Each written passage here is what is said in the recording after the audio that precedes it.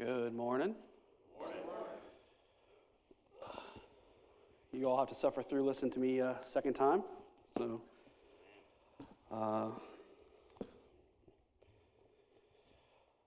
So, little, I guess, peek behind the curtain that maybe you guys haven't known this past couple of times I've been up here. Becca has been fantastic about working with me to pick a song that really gets me into the headspace where I need to be to start off. So I'm very grateful to have her helping me with that. And man, that kind of just jumped out of that last song even more than I thought it was going to today, that the God of the mountains, the same God of the valleys. And how fortunate are we that we have a God that meets us where we are. We don't have to be at a certain point, because if it was the other way around, we'd never get anywhere. So today we're going to be in Matthew 25, 14 through 30. This will be the parable of the talents, or if you've got the NIV version, bags of gold. Excuse me.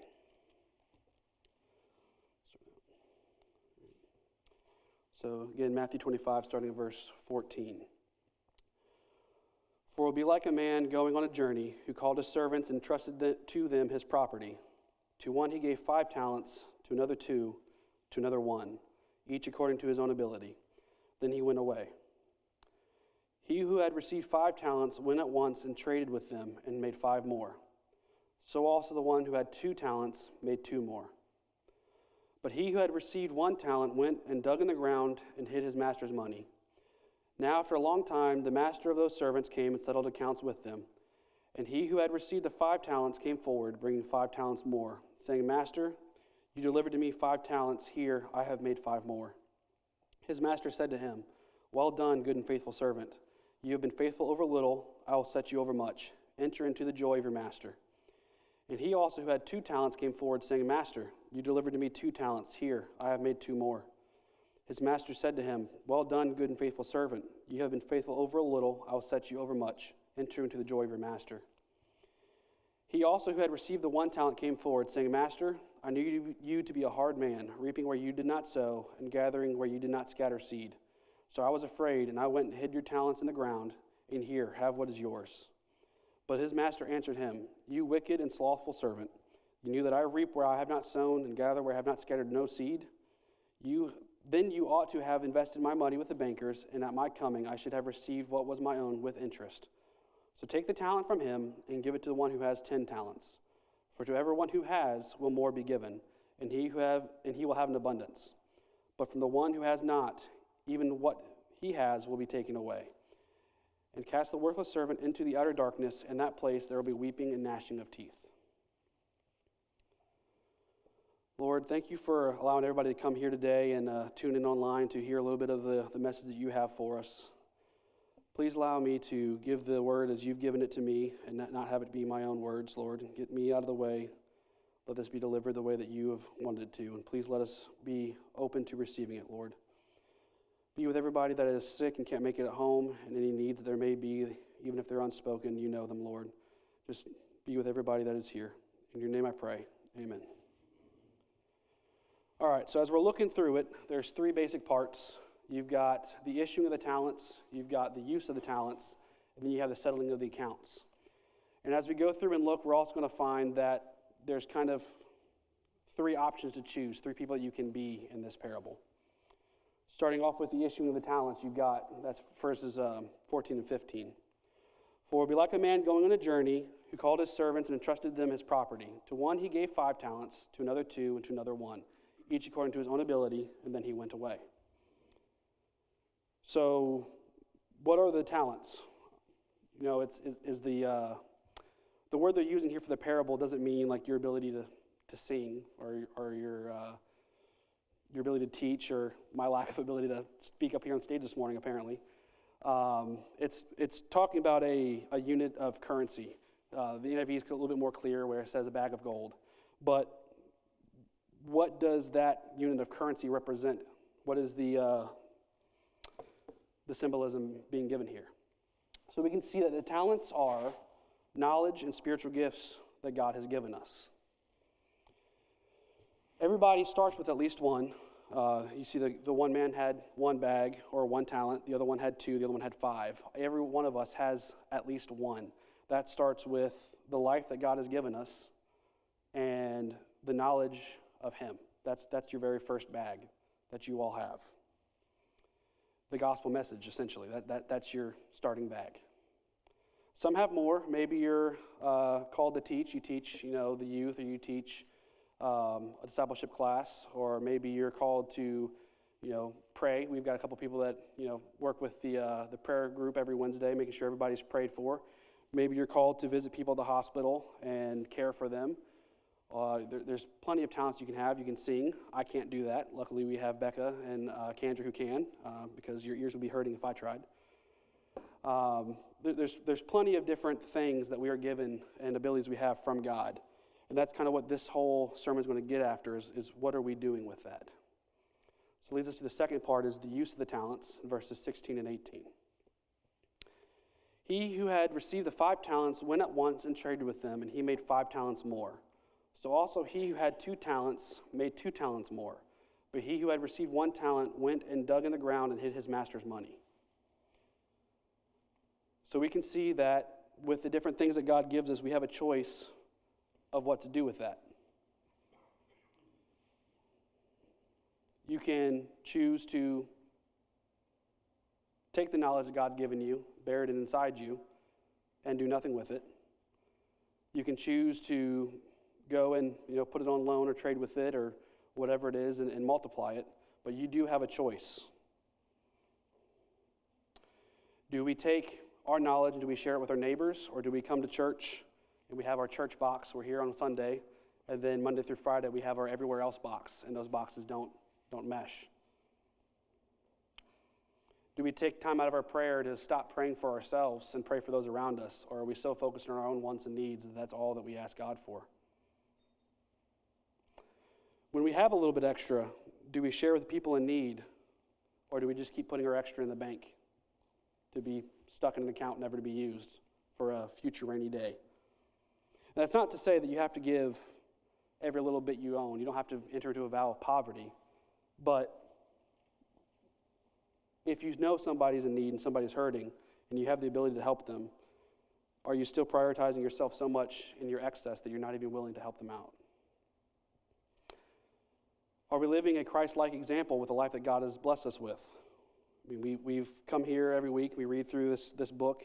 That's it's filled with the example that Christ gave. Christ was here for 30-something years.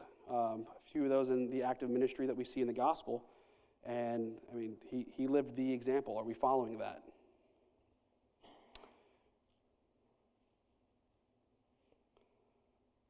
So then we have the bulk of this passage is addressing the settling of the accounts, starting in verse 19.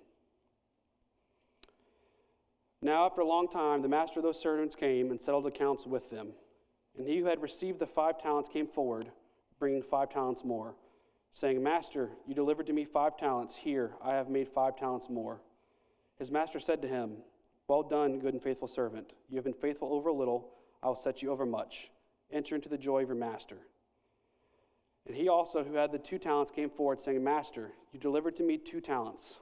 Here, I have made 2 talents more. His master said to him, Well done, good and faithful servant. You have been faithful over little. I'll set you over much. Enter into the joy of your master. He also, who had received the 1 talent, came forward, saying, Master, I knew you to be a hard man, reaping where you did not sow, and gathering where you scattered no seed. So I was afraid, and I went and hid your talents in the ground. Here, have what is yours. But the master answered him, You wicked and slothful servant, you knew that I reap where I had not sown, and gathered where I had not scattered seed. Then you ought to have invested my money with the bankers, and at my coming I should have received what was my own with interest. So take the talent from him and give it to him who has 10 talents. For everyone who has will more be given, and he will have an abundance. But from the one who has not, even what he has will be taken away.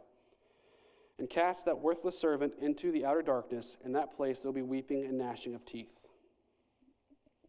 So what do we get from there? What's our takeaway? We can see that we already know, we discussed a second ago, that we have a choice in what we do with our talents. This is telling us there's a consequence to how we manage what we are given. Regardless of our circumstances, we all have at least one. I've said that a few times already. I think another point that jumped out at me when I was going over this, and it really jumped out to me yesterday, not to blow by, is that if you look, the man who had 2 talents turned to 2 more was blessed and given the same encouragement as the man who had 5 that turned into 5 more. So it's not about comparing, what I have to my parents or what I have to anybody else in the room. You're not comparing yourself to somebody else. It's about God's given you whatever it is that you have. What have you done with it? Have you been obedient with it? Have you turned it in and followed his calling with it? Or have you held it in for yourself? And we can see that the man who had the 1 and hid it when it came to time to settle his account, he gave it back and said, "You gave this to me, I gave it back to you. I didn't do anything with it, it's yours. Take it." What I get from that, and what that symbolism is for me, is, Lord, you gave me my life. I kept it for my own. Now you've come, you can have it back. It's yours. I didn't do anything with it, but you can keep it. He didn't want it. He took it from that man. He took the talent from that man, gave it to somebody else, and he threw him out. So what are we doing with our life? We know the gospel message. Are we sharing it? Are we living for ourselves, or are we living for God? What are we doing with the life God blessed us with? Where are we at in that? Are we the guy that has the 1? Are we the guy that has the 2? Are we the guy that has the 5? We need to take a moment to kind of self-reflect and consider ourselves in that. I heard a pretty good, I guess you'd call it symbolism or an example or whatever, to kind of like a litmus test to see where you're at. My class has already heard it, so they're probably going to get annoyed with hearing me say it a second time. But I was listening to this professor speak kind of on this topic, and essentially we all have somebody that we feel responsible for in our lives. Maybe it's your husband or your wife or your kids or your siblings, or you have somebody that you feel responsible for, making sure they're taken care of, guiding them, mentoring them, making sure they're doing the right things in life. So take a moment and imagine that the time for judgment's come. For whatever reason, you're allowed to be in that judgment room, and you see that person, whoever that is to you, coming up before the Lord and getting their last, their settling of their accounts. And for whatever reason, that person is answered with, "Turn away from me, I never knew you," and they're thrown out. It's not a very comfortable image, I know. The question that professor asked after giving that kind of imagery there, the way that you're living your life, the way that, or whatever you're doing with whatever God has given you, are you innocent of that person's guilt, or are you contributing to it? Are you contributing to the reason why that person never really made it? And that's a hard question. Me thinking of my wife and my 2 kids that are, very little now, but they're growing up. What am I doing? Am I living in a way that is leading them to God, or am I living in a way that is turning them away from Him? And I have not always lived that right example. Romans 2:24 jumped out at me last month as we've been going through Romans, and I keep going back and reading the book as we're going over it in class. Romans 2:24, "For it is written, the name of God is blasphemed among the Gentiles because of you." And the truth is, I have lived the kind of example in my past where Monday through Friday, people are likely blaspheming the name of God because of me. My last sermon, I gave the example of Wesley, my 2-year-old, and how he's the example of the authentic faith. I'm giving you another example in myself of somebody who has lived inauthentically. I have had my Sunday box. I left God in my Sunday box, and then my Monday through Friday box was anything else I wanted. They didn't touch each other. And I'm kind of tired of living that way. And God has chased after me and beaten me down with these 7 sermons that we're going to be going through, and pulled me back kicking and screaming despite, my own objections of what I wanted from my life. He said, throw that all away, you're going somewhere else. So where are we as a church in that? I've told you where I've been. I'm still not perfect. Just because I realize this now doesn't make me magically some perfect person. I'm not. None of us are. But I want to start heading in the right direction. Where are we in that? Are we as a church managing our talents, our bags of gold appropriately? Are we having an impact in our community? Are we relevant to the people around us? Does it really matter if we're here or not?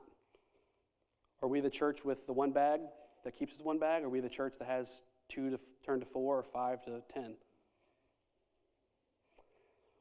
Well, look around the room. I think as I was coming up with this, 2 things jumped out. One of the things jumped out just yesterday. I was talking with somebody who was out talking with the community, and they said over and over again, they heard, oh, I didn't know y'all were a church. I thought it was just a building. I thought it was a school. I thought it was a daycare, whatever it was. Our own community doesn't even really know what we are. So are we relevant? Are we making an impact? We've got pretty much the same seats that are empty are pretty much always empty. The same seats that are full pretty much are always full. There hasn't really been a change. And full seats are not the only measure of success and the only measure of what impact we're making in the community. Obviously, we go out every day. We go to work. We interact with people that live anywhere else. Maybe they go to church somewhere else. But I think it's still a big test to see what are we doing. Are we making an impact? If there's no change in the attendance of the people that are here, then I don't think we're doing a very good job. The reality is, if you think about it, each seat here is tied to a soul in our community. There isn't any magic in the cloth. They're not going to magically get saved just because they sat in the seat. That's not the point that I'm making. But they're not getting any closer outside those doors.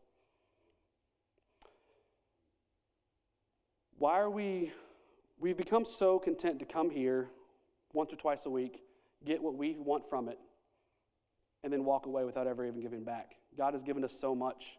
We live in a country where we can come to church and the government's not going to kick down our doors and haul us off to jail just because we say we believe.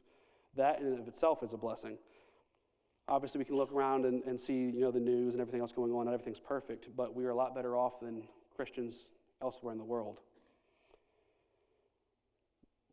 If we say we believe, and we do believe what we believe, then why are we allowing our complacency to block God from affecting change here?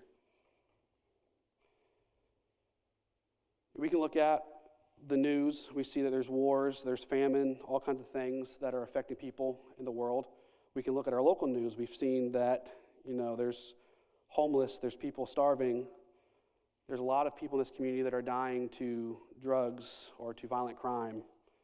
And as you talk to different people, different Christians, I hear a lot, and I've said myself, you see all that stuff happening.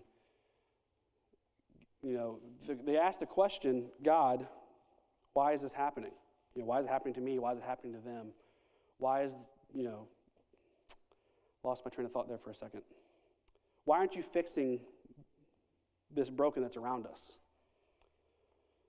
Well, as I was kind of contemplating over that this week, and the fact that we kind of have that tendency to go back and ask that question, we aren't even allowing change inside these walls. How can we expect God to affect change outside in the world? What are we doing with what God has given us? I don't think we're doing a whole lot right now. God has already given us much. I know I haven't been managing it accordingly. I think a lot of us haven't, and I want us to get back on track. That's kind of what these next, I think we have 3 weeks left. 3 weeks left of this sermon series is about.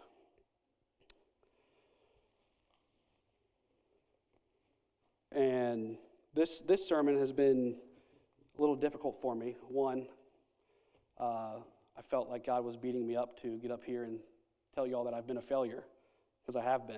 And that's kind of not a very comfortable spot to be in with all y'all looking at me. It's been a struggle to walk through, but I think we really need to have that moment of reflection and honesty, Because if we don't change, so much in our community is not going to get fixed. So much in our lives are not going to get fixed. I'm afraid that there is much fewer people in here that have true, authentic belief in true salvation. I think we're right on the doorstep, but I think so many of us have not taken that extra step. If you're here and you're feeling that conviction, and I mean, guys, I've told you, I got quite convicted this week going through this. Don't walk away without doing something about it. You never know when's your last chance to make that step. You've got Pastor Justin here. You've got 2 elders. You got another pastor here. You got plenty of people that are here willing to talk to you, to pray with you. If you think that maybe you don't have that salvation or you haven't been managing the gifts that God's given you appropriately, if you're afraid that you're that person with that one bag, that one talent that is going to be cast out, talk to somebody. Ask for prayer. Ask for guidance. Ask for mentorship. That's what we're supposed to be here for. I've got a fantastic mentor in my dad who bugs me constantly about doing the right thing. In fact, he came in yesterday as I was trying to figure out how to work the slides, and I had asked him to help me make the slides work, and then he proceeded to ask me a lot of very hard questions that made me a little irritated at the time about what I was doing with my sermon. Are you going in the right direction? Did you really research that enough? Are you sure that's what you want to say? I was like, I just asked for help with slides. But it's important that we do that for each other, guys. If we're not doing that, then we're not growing. We can't be stagnant. God has given us much already. What are you doing with it? It says right there, if I can find it again because I just lost it. To everyone who has, more will be given, and he will have an abundance. But from the one who has not, even that will be taken away from him. Don't let yourself remain in a position where your life is taken away from you because you refuse to be obedient to God's will. Dear Lord, thank you for having us here today to hear that. Please, work where my words failed, because this was not the smoothest one that I've had today, Lord, but I think your message is in there. And if wherever my words have failed, I ask that you work in the lives and the hearts of us to understand it and bring it in. And let us see where we're at in that, Lord, and give us the strength and the courage to step forward and try to make that change. Be with us as we go out through the rest of the week. Guide us, guide our words, guide our actions. Allow us to be obedient to you this week, Lord. In your name I pray. Amen.